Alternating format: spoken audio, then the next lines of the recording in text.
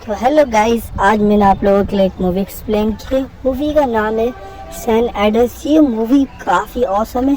इस मूवी में लगातार एक के बाद एक भूकंप आते ही रहते, वो भी बहुत डेंजरस। ये मूवी काफ़ी औसम है। चलो इसे स्टार्ट करते हैं। और मैंने इस मूवी को AI वॉइस में डब किया है, एकदम क्लियर ऑफ साउंड करते हुए दिखाया जाता है। सड़क के चारों तरफ पहाड़ थे और अचानक होने वाली इन पहाड़ों में लैंडस्लाइडिंग की वजह से लड़की की कार का एक्सीडेंट हो जाता है। ऐसे में उसकी कार स्लिप होकर पहाड़ों में फंस जाती है। वो बहुत ज्यादा जख्मी हो चुकी थी। ऐसे में एक रेस्क्यू हेलीकॉप्टर ठीक टाइम पर उसे बचाने के लिए आता है। इस रेस्क्यू टीम का लीडर है ली, जो कि मूवी का मेन कैरेक्टर भी है। वो अपने साथी को पहले इस लड़की को कार से निकालने के लिए भेजता है। जो आदमी जाकर उस लड़की को तो कार से बाहर निकाल लेता है, पर अब वो खुद भी वहाँ फंस चुका था। अब इन दोनों को बचाने के लिए रे ने एंट्री की और हेलीकॉप्टर से लटकती एक रस्सी की मदद से खुद लटकते हुए वो इन दोनों को संभाल कर वापस हेलीकॉप्टर में लाने में कामयाब भी हो गया। ये सब बहुत खुश थे। फाइनली इन्होंने लड़की की जान बचा ली थी, लेकिन उसकी कार नीचे पहाड़ों में ही गिर गई थी। खैर, अब सीन कट होकर हम कैलिफोर्निया यूनिवर्सिटी में डॉक्टर लॉरेंस को देखते हैं। वो एक सिस्मोलॉजिस्ट है जो जमीन पर आने वाले अर्थक्वेक्स यानी ज़लज़लों पर रिसर्च करते हैं। अभी वो अपने स्टूडेंट्स को 1964 में आए कैलिफोर्निया के एक ज़लज़ले के बारे में बता रहे थे, जो इतना भयानक था कि मानो कई एटम बम के हमले कर दिए गए हों। इसकी तबाही के असरात कई साल तक कैलिफोर्निया ने देखे। लॉरेंस बताते हैं कि ऐसा खतरनाक सिलसिला 150 साल में एक मरतबा जरूर आता है। वो बताते हैं कि कैलिफोर्निया की सेंट एंड्रेस की फोर्ट लाइन बिल्कुल जमीन की टेक्टोनिक प्लेट्स के ऊपर है, यानी कि अर्थक्वेक का खतरा इस जगह पर सबसे ज्यादा है। थोड़ी देर बाद हमें दिखाया जाता है कि जब डॉक्टर लॉरेंस अपने ऑफिस में थे, तब उनके एक कलीग उनके पास आते हैं और उन्हें बताते हैं कि अभी एक ज़लज़ला आया है। ये लोग फौरन अपना काम छोड़कर और ज़लज़ले की शिद्दत को नापने के लिए चले जाते हैं। ये दोनों जाते हैं एक बहुत बड़े डैम के ऊपर, जहाँ से इन्हें इस अर्थक्वेक की शिद्दत को नापना था।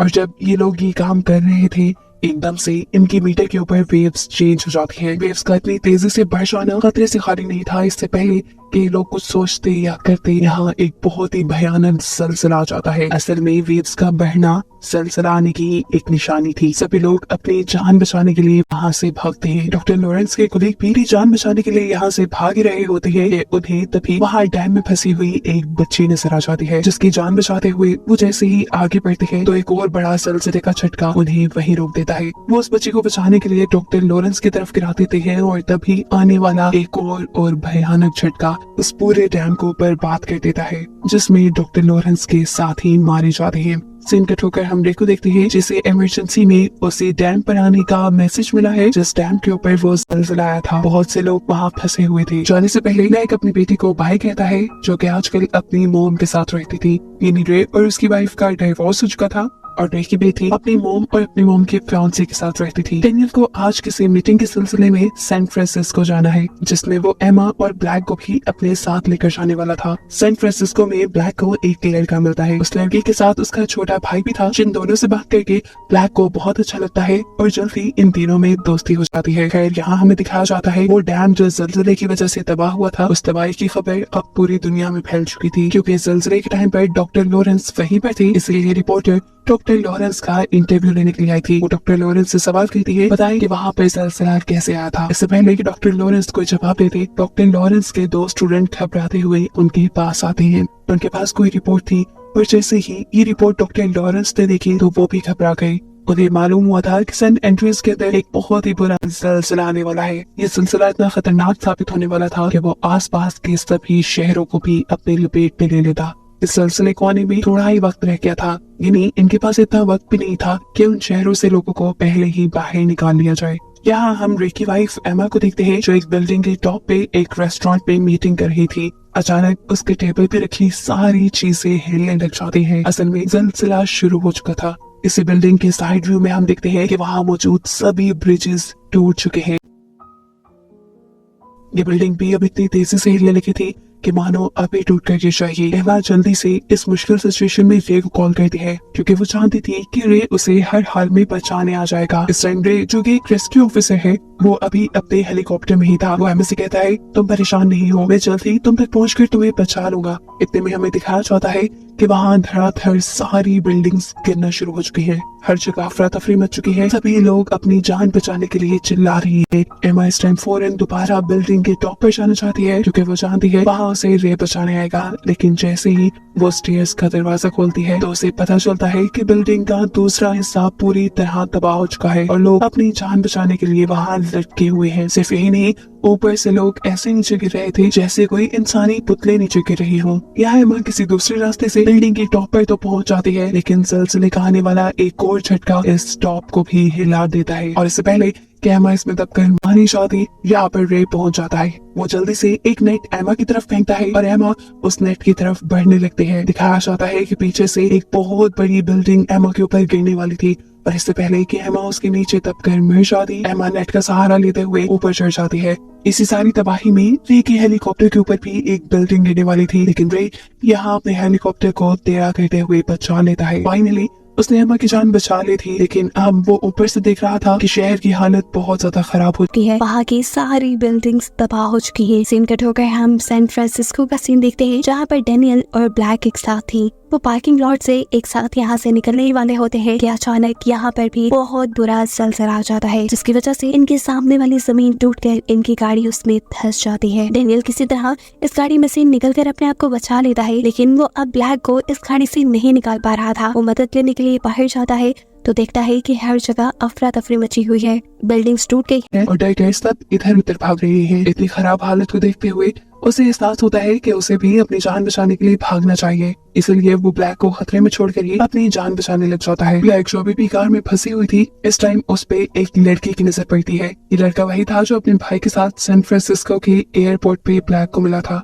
वो भी ब्लैक को पहचान लेता है और यहाँ उसकी मदद करते हुए गाड़ी को एक डंडे के जरिए इस गड्ढे से ऊपर की तरफ निकालते हुए ब्लैक की जान बचा लेता है। अब ये तीनों मिलकर भी जब इस बिल्डिंग से बाहर निकलते हैं तो शहर की तबाही देखकर इनके भी होश उड़ चुके थे। भागते हुए मुश्किल से ब्लैक एक ऐसी जगह पहुंचती है जहां उसे एक फोन मिल जाता है। यहाँ से वो अपने डैड को कॉल करती है और कहती है प्लीज डैड मुझे बचा ली, शहर की हालत बहुत खराब हो गई है। जवाब में कहता है घबराओ नहीं, तुम ऐसा करो कि किसी ऊंची जगह पे चले जाओ, मैं जल्दी तुम्हें बचाने आ रहा हूँ। फौरन ही रे अब सैन फ्रांसिस्को के लिए निकल जाता है, जबकि सैन फ्रांसिस्को में हम देखते हैं कि जलजले के झटके अब रुक चुके थे। सभी लोग सेफ जगह की तलाश में थे, लेकिन यहाँ डॉक्टर लॉरेंस के जरिए हमें मालूम होता है कि सैन फ्रांसिस्को में जलजले के झटके सिर्फ कुछ ही देर के लिए रुके थे। असल में वहाँ अब इससे भी भयानक जलजला आने वाला था।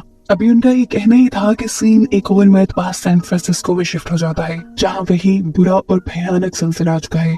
एक ही झटके ने बिल्डिंग्स को ऐसे गिराया जैसे वो रेत की बनी हो। सभी लोग अपनी जान बचाने के लिए यहाँ दीवारों के साथ चिपक कर खड़े हो जाते हैं। इस टाइम पे यहाँ डेनियल भी था, एमा का फियांसी, जो लोगों को जब दीवार से चिपका हुआ दिखता है तो एक आदमी को वहाँ से खींच के गिराकर खुद वहाँ खड़ा हो जाता है। हवा के अंदर रे और एमा जो कि हेलीकॉप्टर में थे, एकदम से हेलीकॉप्टर का फ्यूल खत्म होने पर उनका हेलीकॉप्टर भी एक मॉल के अंदर क्रैश हो जाता है, लेकिन यहाँ उनकी अच्छी किस्मत कि दोनों की जान बच गई थी।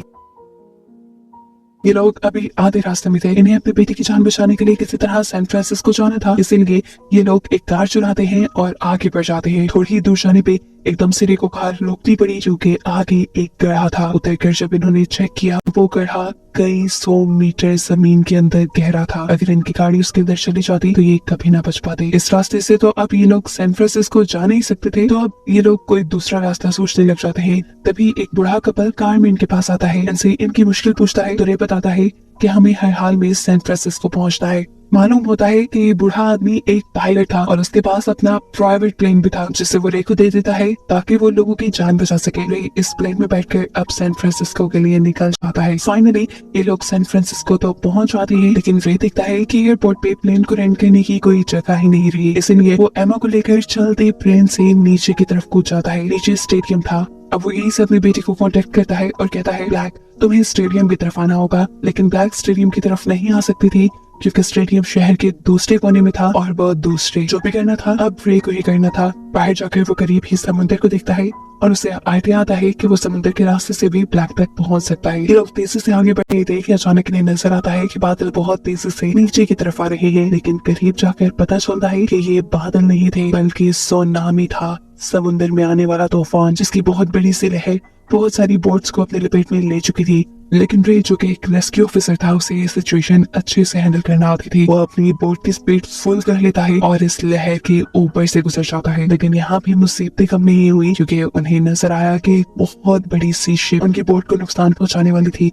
लेकिन रे अपनी बोट को तेजी से दूसरी तरफ मोड़ते हुए इस शिप से तो अपने आप को बचा लेता है, लेकिन हम उसके ऊपर के कंटेनर भी इन लोगों के ऊपर गिरने वाले थे। रे अपनी बोट को कंट्रोल करते हुए इन कंटेनर से भी बचकर आगे बढ़ जाता है। फाइनली ये लोग अब वहाँ पहुंच चुके थे जहाँ उनकी बेटी थी, लेकिन इन्हें यहाँ अपनी बेटी कहीं नहीं नजर आ रही, क्योंकि ब्लैक इस टाइम एक बिल्डिंग के अंदर है। ब्लैक ने अपने मॉम डैड को देख लिया था, वो इन्हें आवाज देती है, लेकिन खिड़की पे लगे हुए कांच की वजह से आवाज उन तक पहुंच नहीं पाती। ऐसे में ये लोग वापस जाने लगे, लेकिन तभी एमा ने नोटिस किया कि उसके हाथ पे ग्रीन लेजर लाइट आ रही है। ये लोग पीछे मुड़कर देखते हैं तो फाइनली ये लोग ब्लैक को देख चुके थे। इससे पहले कि ये लोग आगे बढ़कर ब्लैक को बचा लेते, समुद्र में आया हुआ बुरा तूफान जो इस शहर को पहले से ही लपेट में ले चुका था, उसकी एक और लहर इस बिल्डिंग को तबाह कर देती है और ऐसे जिस फ्लोर के अंदर ब्लैक थे वो पूरा का पूरा फ्लोर पानी के अंदर डूब जाता है। ये देखते हुए रे फौरन पानी में जंप करके अपनी बेटी को बचाने के लिए निकल जाता है। ब्लैक का साथी भी एक स्टिक की मदद से ये कैबिन तोड़ने की कोशिश कर रहा था, लेकिन शीशा बहुत ही मजबूत था, उसके लिए करना नामुमकिन हो रहा था। और तब एमा उसे देखते हुए